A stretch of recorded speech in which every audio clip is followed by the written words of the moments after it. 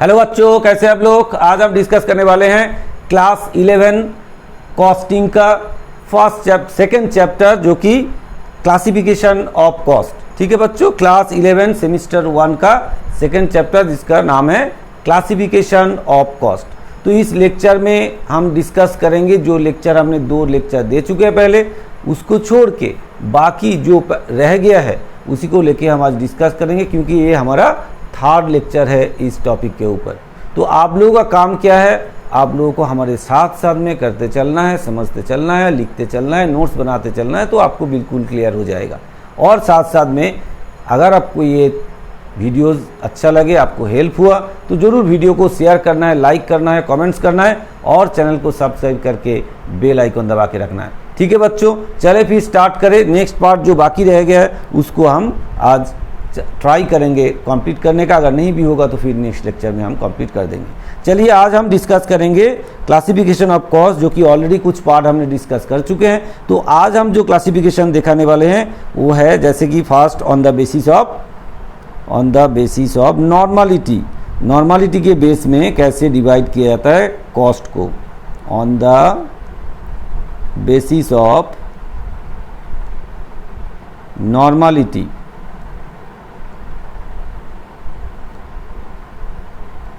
ठीक है, क्या on the basis of normality, क्या हम एक्चुअली क्लासीफाई कर रहे हैं, हम क्लासीफाई कर रहे हैं किसको, कॉस्ट को। Classification of cost, classification of cost on the basis of normality. चलिए नंबर 1 एक होता है नॉर्मल कॉस्ट और नंबर 2 एबनॉर्मल कॉस्ट।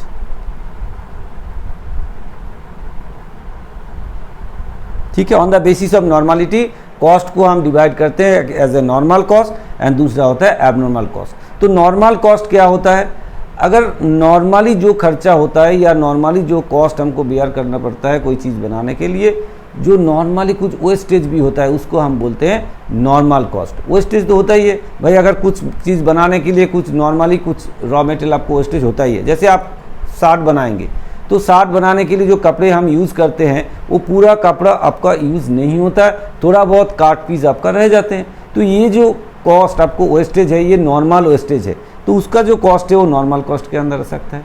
दूसरा क्या होता है कि कुछ लेबर का जो काम करते हैं वो पूरा टाइम नहीं कर पाते काम, कुछ टाइम उसका आइडल चले जाते हैं, जैसे इसको हम बोलते हैं आइडल टाइम। तो वो आइडल टाइम अगर नॉर्मल है, नॉर्मल कौन सा नॉर्मल हो सकता है, जैसे फैक्ट्री गेट से आपका काम की प्लेस तक जाने के लिए जो टाइम लग जाता है, या जो एम्प्लॉयज़ वर्कर्स है उसको वॉशरूम में जाने के लिए जो टाइम वेस्टेज होता है, इसको हम बोलते हैं नॉर्मल आइडल टाइम। तो ये नॉर्मल आइडल टाइम के लिए जो खर्चा होता है, जो कॉस्ट बेयर करना पड़ता है, उसको हम बोलते हैं नॉर्मल कॉस्ट। ठीक है, अगर आप मान लीजिए जो एबनॉर्मल कॉस्ट क्या होगा, अगर मान लीजिए कि मशीन ब्रेकडाउन हो गया, तो अगर मशीन ब्रेकडाउन हो गया तो क्या होगा, काम बंद रहेगा, तो वर्कर बैठे रहेंगे, तो इसका मतलब वर्कर का जो टाइम वो आइडल चला जाएगा, वो आइडल टाइम आपका एबनॉर्मल आइडल टाइम है। अगर वो आइडल टाइम आपका वेस्टेज हुआ, उसके लिए आप जब कॉस्ट आप बेयर कर रहे हैं उसको हम बोलेंगे एबनॉर्मल कॉस्ट। क्लियर है बच्चों। अगर आपको कोई चीज़ बनाने के लिए 100 ग्राम मटेरियल चाहिए, अगर उसमें नॉर्मली 100 ग्राम होना चाहिए था, उसमें आपको जैसे बताया, आपको कपड़े के बारे में जैसे बताया, जैसे कि देखें कपड़े में थोड़ा बहुत नॉर्मल वेस्टेज होगा ही, ये नॉर्मल है, जाएगा ही। लेकिन अगर ऐसा हुआ कि आपका एक कपड़ा बिल्कुल ही एक शार्ट बनाने का टोटल जो कपड़ा है वो वेस्टेज हो गया, किसी कारण आपने गलत काट दिए, कुछ कर दिए, तो वेस्टेज हो गया, ये आपका एबनॉर्मल लॉस होगा, एबनॉर्मल लॉस ऑफ मटेरियल होगा। तो इस केस में उसको हम बोलेंगे एबनॉर्मल कॉस्ट। क्लियर है बच्चों, समझ में आ गया। चले फिर आगे बढ़े। नंबर 2 अब हम क्लासीफाई करेंगे, क्लासिफिकेशन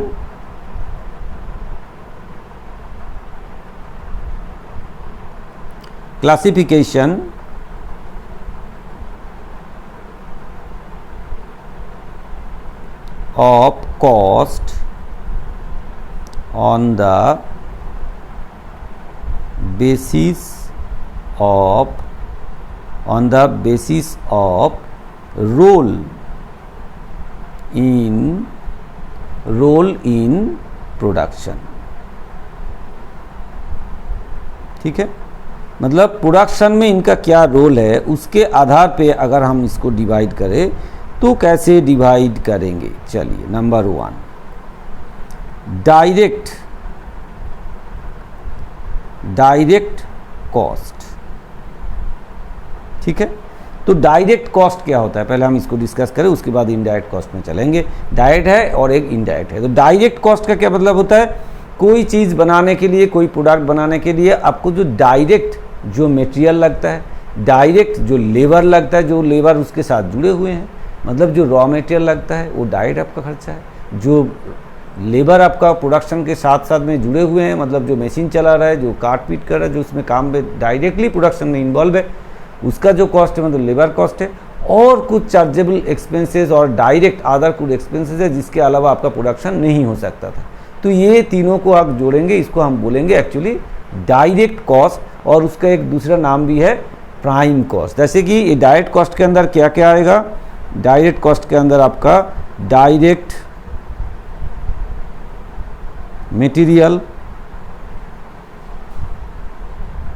मटेरियल्स और रॉ मटेरियल्स,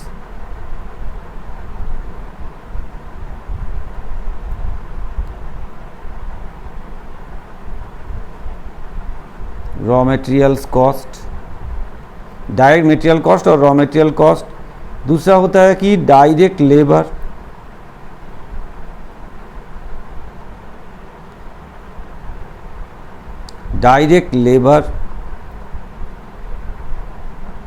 कॉस्ट जो डायरेक्टली प्रोडक्शन के साथ जुड़े हुए हैं, उसके लिए जो कॉस्ट हमको बियर करना पड़ता है, मतलब जो वेजेस देना पड़ता है उसका कॉस्ट।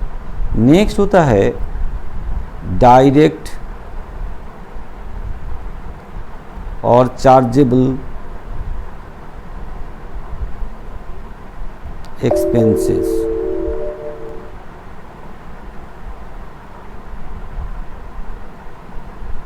चार्जेबल एक्सपेंसेस, ये जो कॉस्ट आपको लगता है ये होता है डायरेक्ट कॉस्ट। अब इन तीनों को जोड़ के हम, और एक नाम है इसका, इन तीनों को जोड़ेंगे तो क्या आएगा, इन तीनों को जोड़ेंगे तो आएगा प्राइम कॉस्ट। प्राइम कॉस्ट मतलब मेन जो खर्चा होता है उसी को हम बोलते हैं डायरेक्ट कॉस्ट या प्राइम कॉस्ट। ठीक है बच्चों, क्लियर, समझ में आया। डायरेक्ट कॉस्ट का मतलब होता है जो कॉस्ट डायरेक्टली प्रोडक्शन के साथ जुड़े हुए हैं, जैसे कि रॉ मटेरियल हो गया, जैसे कि लेबर का डायरेक्ट लेबर कॉस्ट हो गया, जैसे कि डायरेक्ट और चार्जेबल एक्सपेंसेस हो गया, और तीनों को जोड़ते हैं तो आता है क्या, प्राइम कॉस्ट। क्लियर है बच्चों, समझ में आ गया। चलिए फिर आगे बढ़े।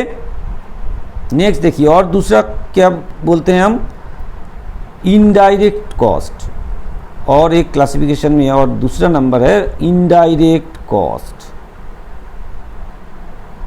ठीक है, indirect cost.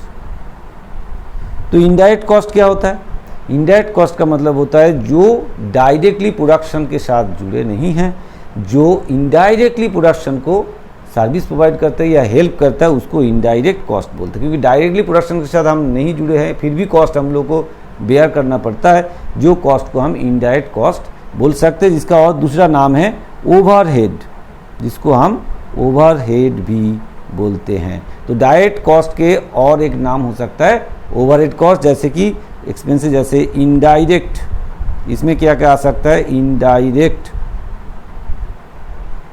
Indirect material cost,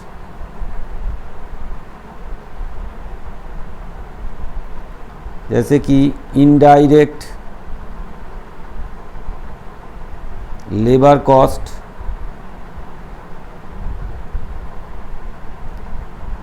और क्या हो सकता है, फैक्ट्री रेंट,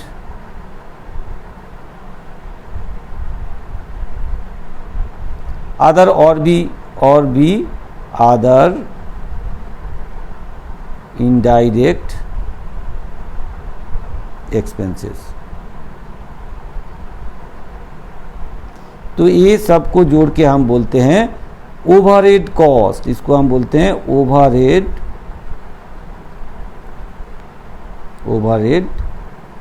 कॉस्ट भी बोल सकते हैं। इस सबको जोड़ के हम बोलते हैं, इस सबको बोलते हैं हम ओवरहेड कॉस्ट। तो इनडायरेक्ट कॉस्ट का मतलब होता है जो प्रोडक्शन के साथ डायरेक्टली नहीं जुड़े हुए हैं, लेकिन फिर भी हमको ये कॉस्ट बेयर करना पड़ता है फैक्ट्री में, तो उसको हम बोलते हैं ओवरहेड कॉस्ट भी हम इसको बोलते हैं। ठीक है बच्चों, तो इनडायरेक्ट मटेरियल का मतलब जो प्रोडक्शन के साथ डायरेक्टली नहीं है। तो इनडायरेक्टली कैसे, जैसे क्या मटेरियल हो सकता है, जैसे फैक्ट्री के अंदर कुछ कॉटन वेस्ट वगैरह लगता है हाथ सफाई करने के लिए, या कुछ लिक्विड सोप वगैरह ये सब यूज होता है, तो इसको हम बोलते हैं, या जैसे कि मशीन के लिए लुब्रिकेंट्स लगता है, तो ये हम बोलते हैं, इसको बोलते हैं indirect material cost. Indirect labour cost क्या होता है, जैसे मानिए कि कंपनी के फैक्ट्री के अंदर स्टोर डिपार्टमेंट होता है, तो स्टोर डिपार्टमेंट में भी कुछ लेबर काम करते हैं, तो इन लेबर का जो सैलरी दिया जाता है, इनका जो वेजेस दिया जाता है, ये होता है इनडायरेक्ट लेबर कॉस्ट। ठीक है बच्चों, इसके अलावा फैक्ट्री रेंट है, फैक्ट्री का लाइटिंग है, फैक्ट्री रेंट जैसे हमने बताया, फैक्ट्री लाइटिंग भी हो सकता है, factory electric bill, factory lighting, ये सब आ सकता है, और अदर्स जो भी एक्सपेंसेस है वो आ सकता है आपका। ठीक है बच्चों, चलिए आगे बढ़े। चलिए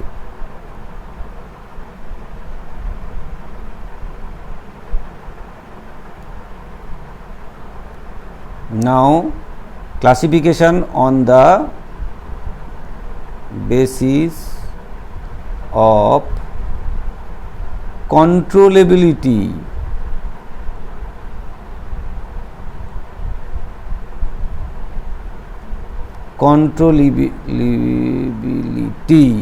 मतलब कंट्रोलेबिलिटी के ऊपर डिपेंड करके हम किस तरह से डिवाइड करते हैं। ठीक है बच्चों, तो कंट्रोलेबिलिटी के ऊपर डिपेंड करके हम कैसे डिवाइड कर सकते हैं। नंबर 1 कंट्रोलेबल, और दूसरा होता है अनकंट्रोलेबल और non controllable. Uncontrollable,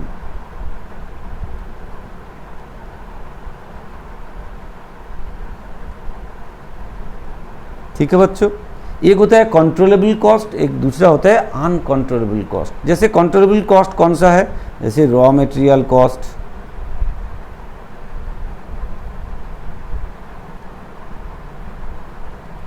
direct labour,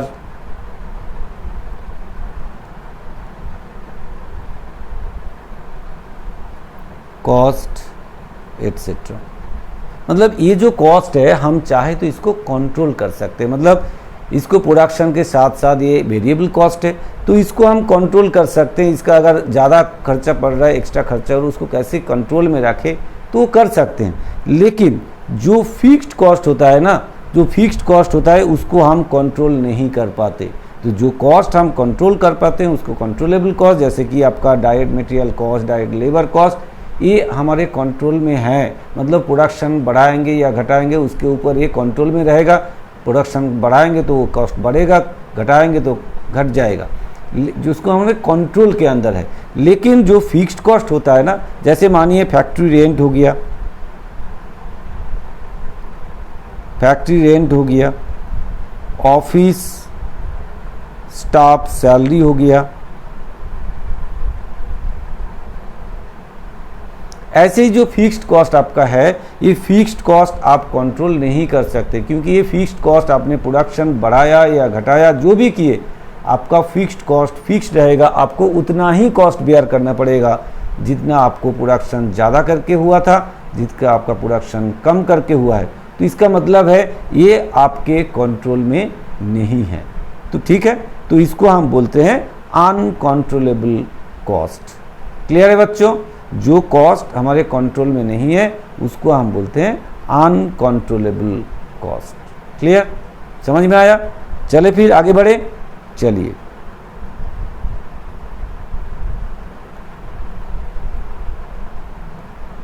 now on the basis of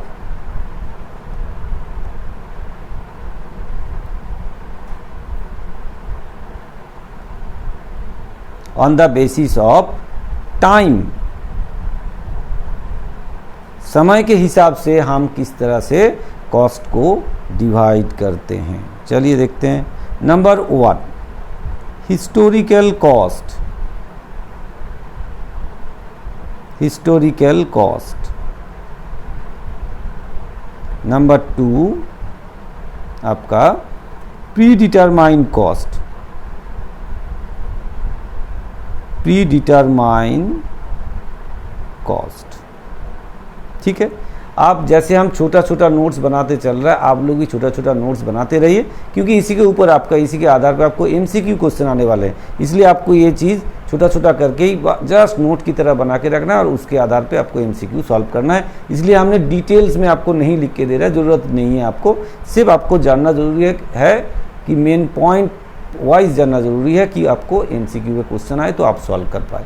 चलिए फिर देखते हैं हिस्टोरिकल कॉस्ट का क्या मतलब होता है। हिस्टोरिकल कॉस्ट का मतलब होता है जो कॉस्ट ऑलरेडी हमने कर चुके हैं, जिसको हम बुक्स ऑफ अकाउंट्स में आप लिख रहे हैं, मतलब जो कॉस्ट ऑलरेडी आपने बेयर कर चुके हैं और अभी उसको आप बुक्स ऑफ अकाउंट्स में लिख रहे हैं, तो उसको हम बोलते हैं हिस्टोरिकल कॉस्ट। जैसे मान लीजिए कि आपने 10,000 का मटेरियल, रॉ मटेरियल खरीद लिए हैं, तो मतलब 10,000 मटेरियल का रॉ मटेरियल आपने एक प्रोडक्ट बनाने के लिए खरीद के खर्चा कर दिए हैं, तो ये जो कॉस्ट अब आप बुक्स ऑफ अकाउंट्स में लिखेंगे, ये आपका हिस्टोरिकल कॉस्ट, मतलब ये ऑलरेडी कॉस्ट आपने बेयर कर चुके हैं, तो उसको हम बोलते हैं हिस्टोरिकल कॉस्ट। ठीक है बच्चों, क्लियर।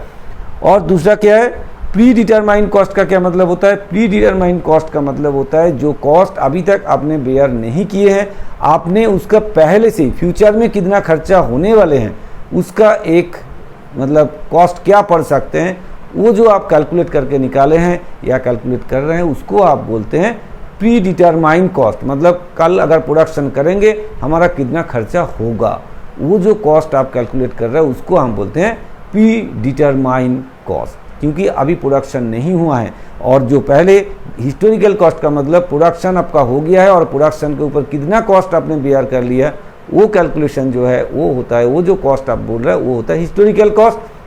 और जो कॉस्ट आपने पहले से ही डिटरमाइन करके रखे हैं कि प्रोडक्शन करने के लिए आपको इतना खर्चा पड़ेगा, वो होता है आपका pre determine cost.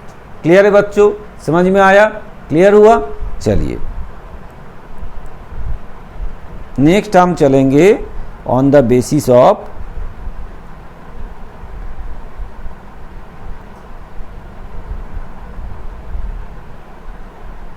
Decision making.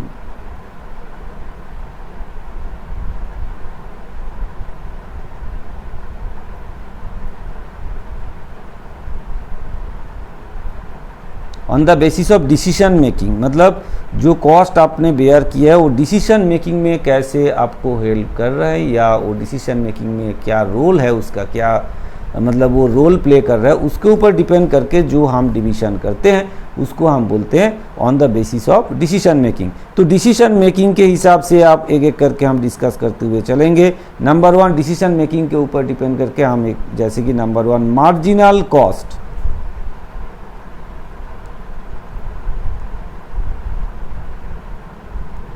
Marginal cost का क्या मतलब होता है, आप लास्ट जो यूनिट प्रोडक्शन किए हैं उसके लिए जो आपको एक्स्ट्रा खर्चा करना पड़ा उसी को हम बोलते हैं मार्जिनल कॉस्ट। आपको हम दिखाते हैं कैसे मार्जिनल कॉस्ट का क्या मतलब हम समझाना चाहते हैं आपको, आप थोड़ा सा इसको देखिए। जैसे कि यूनिट प्रोडक्शन, प्रोडक्शन यूनिट और कॉस्ट। मान लीजिए आपने 10 यूनिट प्रोडक्शन किए हैं, कॉस्ट पड़ा आपका 100, फिर आपने टोटल कॉस्ट हो गया, टोटल कॉस्ट इतना, फिर आपने 12 बनाया, आपका कॉस्ट पड़ गया 130, फिर आपने 12 नहीं 10 11 बनाया, आपका कॉस्ट पड़ गया 112 मान लीजिए, फिर आप और एक बनाया 12 बनाए तो आपका कॉस्ट पड़ गया 124। इस तरह से आपका टोटल कॉस्ट बढ़ते चल रहा। तो मार्जिनल कॉस्ट क्या होगा, मार्जिनल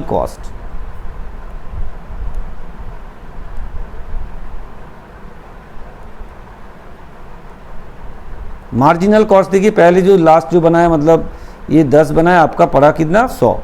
तो जैसे आपने 11 बनाया तो एक्स्ट्रा कॉस्ट कितना पड़ा आपको, 112 से 100 माइनस करेंगे तो कितना हुआ 12। तो लास्ट यूनिट बनाने के लिए आपको कितना खर्चा पड़ गया 12 रुपया खर्चा पड़ गया। फिर ये जो लास्ट 12 तक मतलब 12 नंबर जो यूनिट है उसको बनाने के लिए कितना खर्चा पड़ा 124। तो माइनस कर दिए 124 से 112 कितना आएगा 12। ठीक है, तो इस तरह से जो लास्ट यूनिट प्रोडक्शन करने के लिए जो कॉस्ट आपको पड़ रहा है उसी को हम बोलते हैं मार्जिनल कॉस्ट। आपको और इजी तरीके से समझाते हैं, थोड़ा सा और क्वांटिटी को घटा देते हैं तो आपको थोड़ा सा समझ में आएगा। मान लीजिए इसको थोड़ा छोटा कर देते हैं, छोटा करके समझाते हैं आपको। पहले आप एक यूनिट बनाएं, आपका कॉस्ट पड़ा 10, ठीक है, टोटल कॉस्ट 10 पड़ा, तो मार्जिनल कॉस्ट भी आपका 10 ही है। आपने 2 बनाया तो आपका कॉस्ट यहाँ बढ़ के हो गया है मान लीजिए 19 रुपीज़। तो आपका लास्ट यूनिट बनाने के लिए कितना खर्चा पड़ा, ये 19 माइनस 10 दैट इज़ आपका 9 रुपीज़ पड़ा लास्ट यूनिट बनाने के लिए। ऐसे अगर आप और एक यूनिट बनाएंगे, मान लीजिए आपका कॉस्ट पड़ गया 27, तो लास्ट यूनिट बनाने के लिए आपका कितना खर्चा पड़ा 27 माइनस 19, तो मान लीजिए 8 रुपये। तो ये होता है मार्जिनल कॉस्ट, मतलब लास्ट यूनिट बनाने के लिए जो खर्चा आपको पड़ता है उसको हम बोलते हैं मार्जिनल कॉस्ट। क्लियर है बच्चों, समझ में आया? क्लियर, आगे बढ़े, चलिए।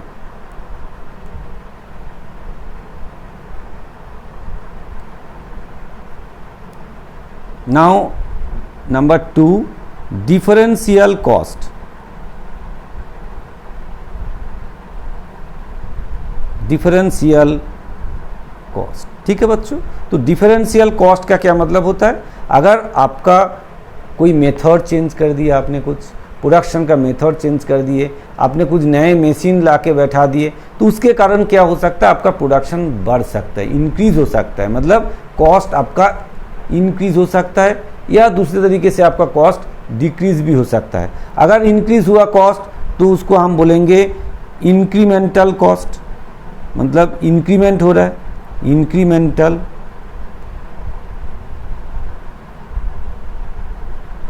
Incremental cost. अगर आपका कॉस्ट डिक्रीज हो रहा है तो डिक्रीमेंटल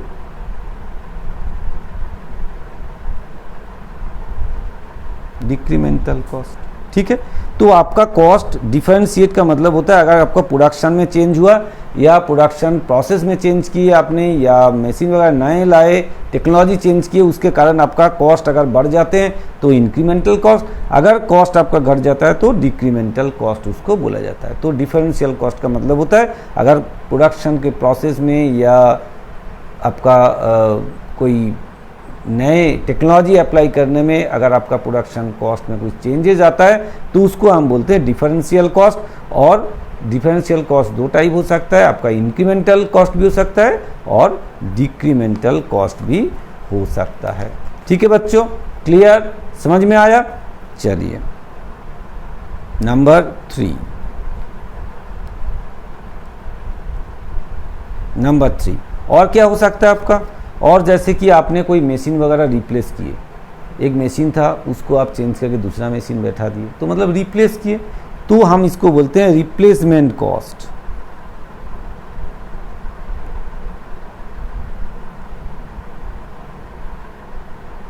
ठीक है, रिप्लेसमेंट कॉस्ट का मतलब होता है कि अगर कोई मशीन वगैरह आपका बिजनेस में था, मतलब फैक्ट्री में था, उस एसेट्स को मतलब उस मशीन को आपको रिप्लेस करने के लिए जितना एक खर्चा पड़ा तो उसको हम बोलते हैं रिप्लेसमेंट कॉस्ट। ठीक है बच्चों, जो मशीन वगैरह आपका फैक्ट्री में था उसको रिप्लेस करने के लिए जो एक्स्ट्रा खर्चा पड़ा तो उसको हम बोलते हैं रिप्लेसमेंट कॉस्ट। मतलब मशीन को रिप्लेस करने के लिए आपको जो एक्स्ट्रा खर्चा पड़ा उसको हम बोलते हैं रिप्लेसमेंट कॉस्ट। ठीक है, नेक्स्ट हम आते हैं नंबर 4, संक कॉस्ट।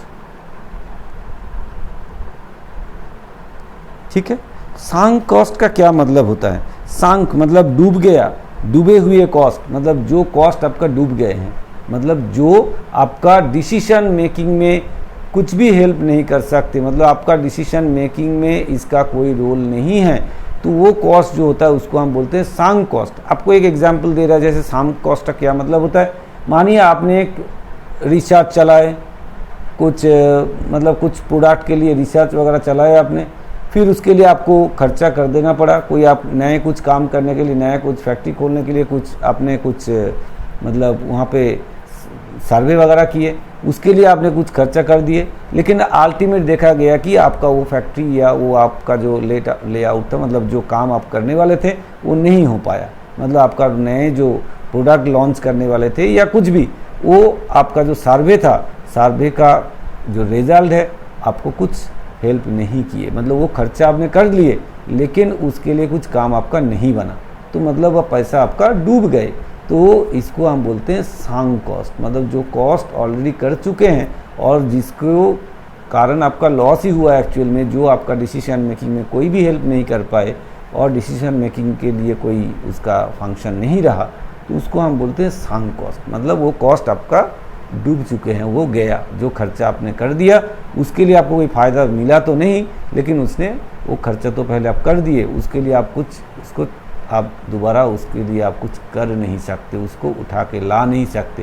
तो वो खर्चा हो गया तो सो हो गया है, वो लॉस हो गया आपका। ठीक है, तो उसको बोलते हैं हम सांग कॉस्ट। ठीक है, तो नेक्स्ट आता है opportunity cost. Opportunity cost number 5। Opportunity cost क्या होता है?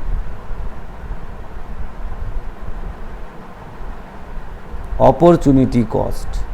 अपॉर्चुनिटी कॉस्ट का मतलब क्या होता है? अपॉर्चुनिटी कॉस्ट का मतलब होता है, अगर मानिए कोई एक आपका एक खुद का एक बिल्डिंग है, जिस बिल्डिंग को आप रेंट पे दे सकते हैं या आपने उसको अपना फैक्ट्री के काम पे लगा सकते हैं।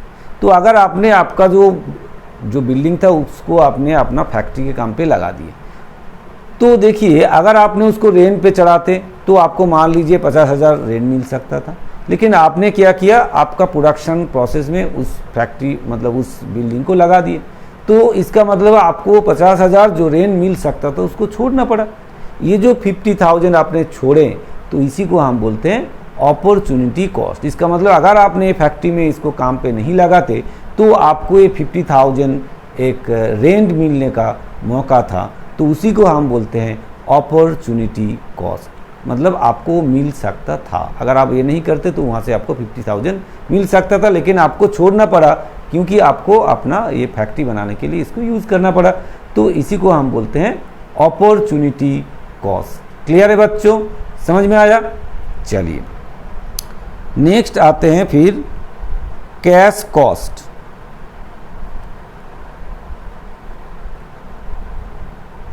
ठीक है, कैश कॉस्ट का मतलब क्या होता है? कैश कॉस्ट का मतलब जैसे कि आपने रॉ मटेरियल खरीदा उसके लिए पैसा दिए, है ना। रॉ मटेरियल आपने खरीदा उसके लिए आपको बेयर करना पड़ा, आपने लेबर को लगाया उसको आपने कैश में पेमेंट किए या उधार में रखे बाद में पेमेंट करेंगे। तो इसका मतलब है जो आपको कैश में पेमेंट करना होता है, होगा या हो चुके हैं, इसको हम बोलते हैं कैश कॉस्ट। ठीक है, क्लियर है बच्चों?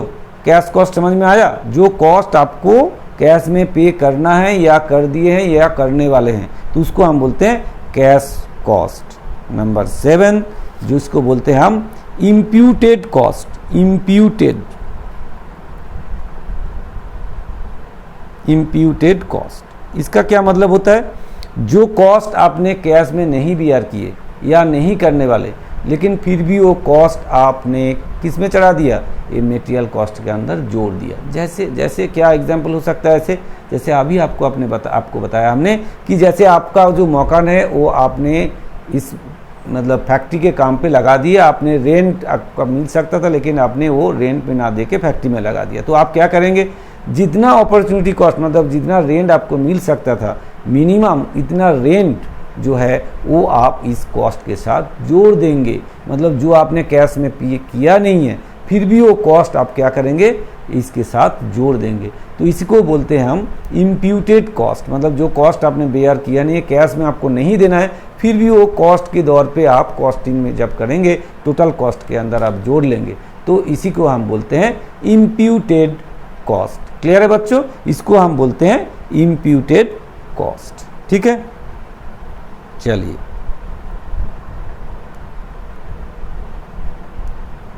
नेक्स्ट आता है आपका स्टैंडर्ड कॉस्ट। स्टैंडर्ड कॉस्ट क्या होता है? स्टैंडर्ड कॉस्ट, ठीक है। स्टैंडर्ड कॉस्ट का क्या मतलब होता है? स्टैंडर्ड कॉस्ट का मतलब ये होता है कोई भी चीज़ बनाने के लिए, कोई भी प्रोडक्ट बनाने के लिए एक स्टैंडर्ड कॉस्ट होता है। मतलब मान लीजिए कि रॉ मटेरियल, एक यूनिट बनाने के लिए, कोई भी एक यूनिट बनाने के लिए रॉ मटेरियल एक स्टैंडर्ड बना हुआ कि भाई इतना क्वांटिटी रॉ मटेरियल लगता है, तो इसके लिए जितना कॉस्ट होता है वो स्टैंडर्ड बोला जाता है कि इसके लिए एक स्टैंडर्ड इतना रॉ मटेरियल लगेगा, उसका जो कॉस्ट पड़ेगा वो स्टैंडर्ड हो गया। फिर जैसे कि एक यूनिट बनाने के लिए हमारा स्टैंडर्ड लेबर जो है 1-2 लेबर लगता है या 3 घंटे का लेबर का काम होता है, तो ये होता है स्टैंडर्ड लेबर कॉस्ट। इसका मतलब होता है कोई भी चीज़ बनाने के लिए एक स्टैंडर्ड टाइम या स्टैंडर्ड रॉ मटेरियल या स्टैंडर्ड लेबर जो भी लगता है उसको एक स्टैंडर्ड बना दिया जाता है, उसके लिए जो कॉस्ट पड़ता है उसको स्टैंडर्ड कॉस्ट बोला जाता है। मतलब एक चीज़ बनाने के लिए आपको 50 रुपया एक स्टैंडर्ड खर्चा होना चाहिए, ये स्टैंडर्ड है। इससे कम ज़्यादा हो सकता है, लेकिन मैक्सिमम मतलब एक स्टैंडर्ड हमने बना दिया कि भाई इसके लिए इतना ही खर्चा होना चाहिए, तो इसको बोलते हैं स्टैंडर्ड कॉस्ट। ठीक है, कि इतना ही खर्चा होगा इसके लिए, इसको बोलेंगे हम स्टैंडर्ड कॉस्ट। मतलब स्टैंडर्ड मटेरियल कॉस्ट हो, स्टैंडर्ड लेबर कॉस्ट हो, जो भी है कोई प्रोडक्ट बनाने के लिए स्टैंडर्ड जो कॉस्ट बेयर करते हैं हम, मतलब स्टैंडर्ड जो कॉस्ट हमने बना के रखे हैं कि भाई इसके लिए इतना खर्चा होना चाहिए, तो उसी को हम बोलते हैं स्टैंडर्ड कॉस्ट। स्टैंडर्ड कॉस्ट हम क्यों बनाते?